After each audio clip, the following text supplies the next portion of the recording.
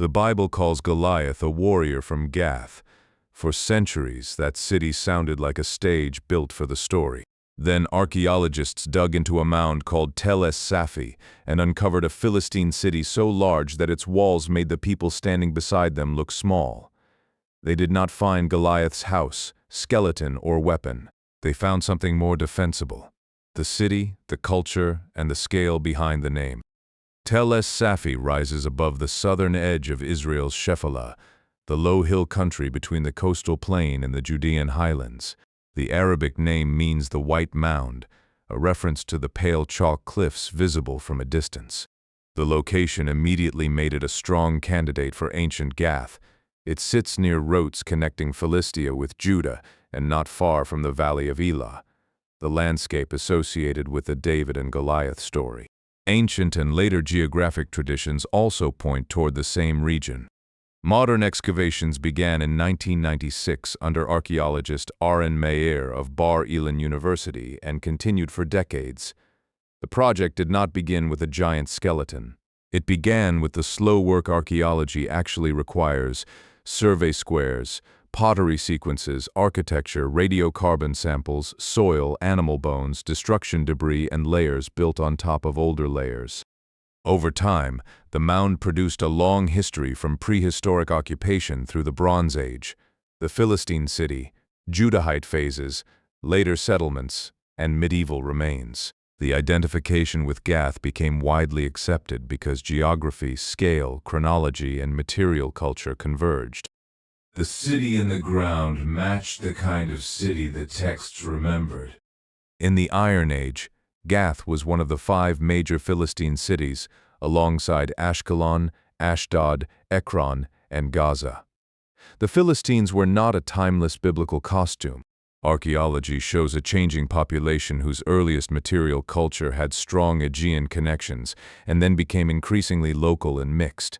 At Tel es-Safi, excavators found distinctive pottery, foodways, architecture, cult objects, tools, and industrial evidence. These remains show a city participating in the Philistine world while adapting to the southern Levant around it. This matters because the Goliath story places its champion inside a specific political landscape. The Philistine cities controlled the coastal plain and pushed into the borderlands. Judah and Israel occupied the highlands. The Shephelah between them was a zone of farms, roads, fortresses, raids, and conflict. A duel in the valley of Elah is literature, theology, and memory. Archaeology cannot replay it, but the setting is no longer an empty backdrop. We can locate the kind of city from which a heavily armed Philistine champion could have come, the routes he might have traveled, and the culture that equipped him. Gath was not a village inflated by a later storyteller. It was a major regional power. One of the project's most striking discoveries came when excavators traced an earlier Iron Age city beneath the later destruction levels. The settlement associated with the period closer to the traditional time of Goliath was larger than the city that followed it. Its fortifications were massive. Excavated wall sections, gates, and monumental architecture revealed a city built to dominate the landscape.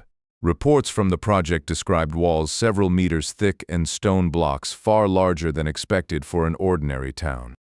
That does not mean the walls were built by giants. Large states build large walls because walls organize labor, display power, control gates, and survive attack. But scale affects memory. A traveler approaching the mound would have seen a fortified center rising above the plain. A smaller highland community looking west could easily imagine its warriors, weapons, and champions as larger than life. The archaeology gives the Goliath tradition a physical atmosphere. The city connected with the giant was itself enormous by local standards. This is where a careful documentary can be more interesting than a proof claim. Archaeology does not need to find a 9-foot man. It can show why a story about intimidating Philistine strength belonged to this place. In 2005, the excavators announced a small pottery sherd with an inscription scratched into it. 2 names on the fragment were linguistically comparable to the name Goliath. They were not the same spelling, and the sherd did not say this belonged to the biblical warrior. The importance is narrower and better. For years, some readers treated Goliath as a name invented by much later Hebrew storytellers. The inscription showed that names with a similar non-Semitic form existed in Philistine Gath during the Iron Age. That does not prove one man, it supports a name environment. The difference is essential. If archaeologists find the name Alexander in a Greek city, they have not found Alexander the Great. They have shown the name belongs in the language and culture of the place. The es-Safi sherd does the same kind of work. It makes the name Goliath less isolated and less likely to be a late writer's random invention. A tiny fragment cannot carry the whole story. It can remove one objection. The name no longer floats without local parallels. The archaeology of Gath also changes how we hear the most famous number in the story, Goliath's height. The traditional Hebrew text gives 6 cubits and a span, more than 9 feet in common calculations. Older witnesses, including a Dead Sea Scrolls Samuel manuscript and the ancient Greek translation, give 4 cubits and a span closer to 6 feet 9. The shorter reading is favored by many textual scholars, although the question is still discussed. In an Iron Age population where average male height was much lower than today, a warrior near 6 feet 9 in armor would still have been extraordinary. This episode is not a repeat of the height debate. The point is how text and archaeology meet without forcing each other. The older reading gives us a formidable but human champion. The city gives us the military culture and political power around him. Neither proves the duel happened exactly as narrated. Together, they show that the story's ingredients fit an Iron Age border world better than the cartoon version does. The giant can become smaller on the page while the city around him becomes much larger in the ground. At its peak, Gath controlled more than walls. A city of this scale drew food, craft production, animals, labor, and trade from the surrounding region. Excavators found evidence for textile work, metal use, food preparation, cult practice, and connections reaching beyond Philistia. Its position gave it influence over routes between the coast and the highlands. That made Gath wealthy, and it also made Gath dangerous to its neighbors. Biblical texts remember repeated conflict involving the city, David, Philistine rulers, and later kings. Those texts were shaped by theology and literary purpose, but they consistently treat Gath as a place with weight. Archaeology agrees on the weight. The settlement was not invented to give Goliath an impressive hometown. It was a real city capable of producing the fear the story requires. The strongest visual is not a fantasy giant. It is a human figure beside the excavated wall. Scale does the work. The stones make the city feel larger than the viewer expected. Gath's power was architectural before it was legendary. The most dramatic layer at es-Safi belongs to a later moment, around 830 BCE. The city was violently destroyed, and many scholars connect that event with the campaign of Hazael, king of Aram Damascus, mentioned in the biblical Book of Kings. Excavators uncovered collapsed buildings, smashed vessels, burned material, and objects left where catastrophe interrupted ordinary life. Around the city, they also traced a large siege trench, a massive earthwork designed to isolate the mound and prevent escape or reinforcement. This destruction happened after the period traditionally associated with David and Goliath. It should not be used as evidence for their duel. It matters because it froze a major Philistine city in a moment of defeat and confirms that Gath remained important enough to attract a determined regional conqueror. After Hazael's attack, Gath never returned to the same level of power. The city that had loomed over the borderlands declined, and neighboring states occupied more of the political space it left behind. The giant city eventually met an enemy larger than itself. es-Safi gives us a disciplined list of conclusions. Gath was real. It was a major Philistine city.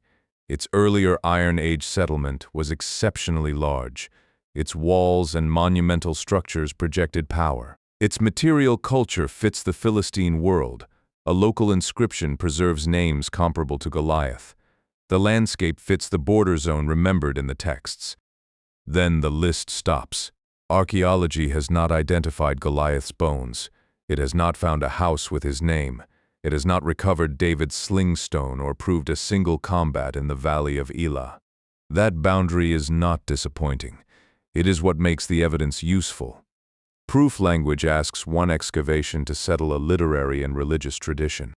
Historical method asks a better question.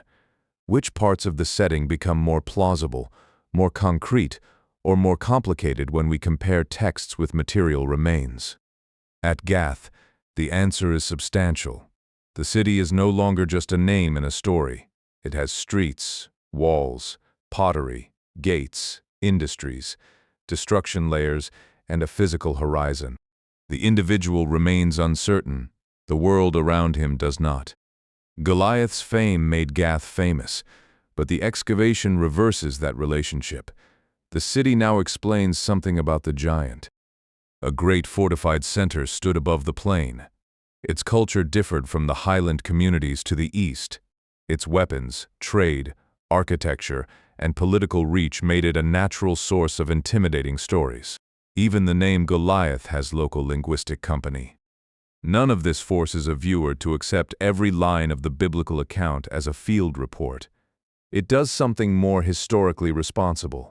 It shows that the story was attached to a real place with the right period, power, and cultural setting to matter. The best archaeological discoveries do not always prove the person everyone wants.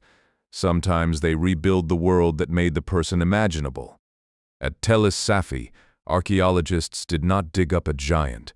They dug up the city behind him. And its walls were massive.